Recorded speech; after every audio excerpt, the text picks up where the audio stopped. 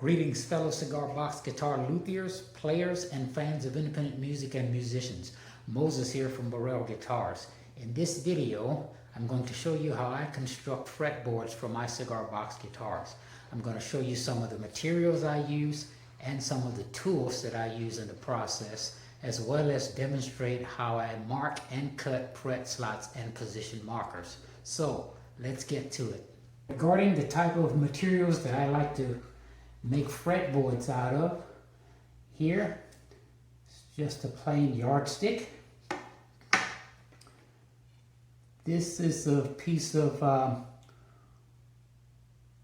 1/4 inch by 2 inch poplar board. You can get this from any home improvement store. These are 5-gallon paint sticks. These sticks are about 18 inches long. They make really good fretboards. You can buy a lot of them for not a lot of money. And this is a fretboard that I made from a survey stake. You can also buy them in bulk at home improvement stores. They're very sturdy. They're slightly thicker than your typical 1/4 inch fretboard material, but it's very tight grain wood, and I really like the way they look when you stain them. Okay, some specific tools that I like to use when building fretboards is, this is my fret slotting saw. Also, this is a fret slotting jig. This is a slightly modified version. As you notice, I put a backstop here and a front stop here. And this fits right on the saw just like that. I'll be demonstrating this further later.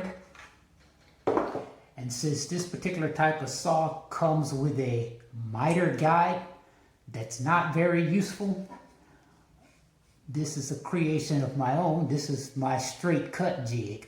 I use this for cutting my fretboards to length after I do the slotting. I only use this saw for fret slotting or cutting fretboards, so I never use this for material that's thicker than about 1/4 of an inch or 3/8 of an inch. This goes right on top like that, and it's the same principle. I just left this open piece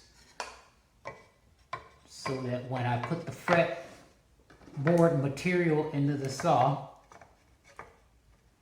I don't have to adjust the height of the blade when I want to cut a fretboard completely, or when I only need to do fret slotting. Some other modifications I made to this design is I mounted this on a wooden base secured with a zip tie. You can see that's the back. And I drilled 4 small holes. There's rubber feet on here. It's just anchoring holes for that. And then this wooden platform allows me to move this anywhere I want and work on my fretboards. So I just clamp this into my work table. And there I have a workspace ready to go.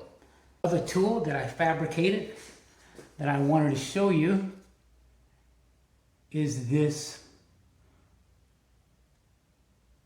fretboard marking and cutting jig. I made this out of a 5-gallon paint stick also. On this side, I have the fret markers in ink. And on this side, I have the fret slots actually cut into it. And then as you can see, I have the fret position marker holes drilled through as well. This is made for 23-inch scale.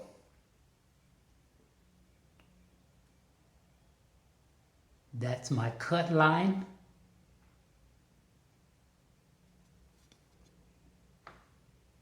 And of course, that's the 0 fret or the line indicating the nut position.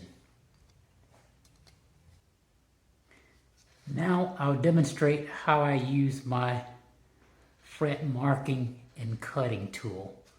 Okay, here's a blank 5-gallon paint stick. All I do is place this on top, line it up. Now I would normally use a double-sided tape to secure this with, but I have this coated in polyurethane, so it has a slightly tacky surface, so it actually adheres to the fretboard material quite nicely, so I really don't have to tape it in place. So what I do, as you can see, this is the side that's marked in ink. And after I make a few cuts, I'll show you why I have one side marked in ink and one side with the slots actually cut into it.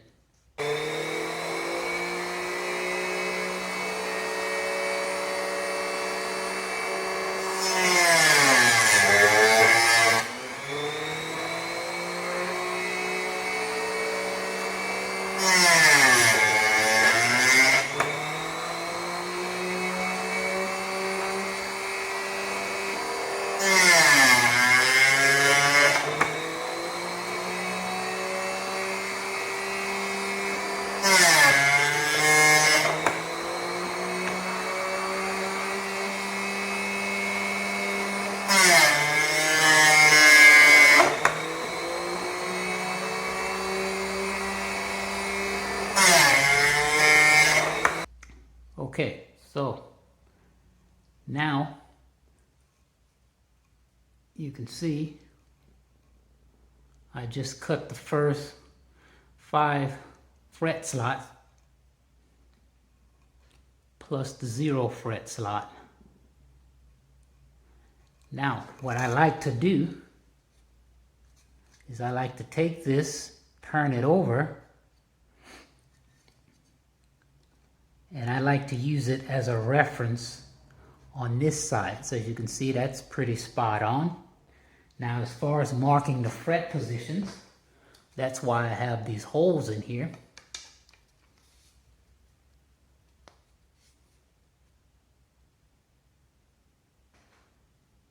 Just make sure it's lined back up. Then I just take a pencil .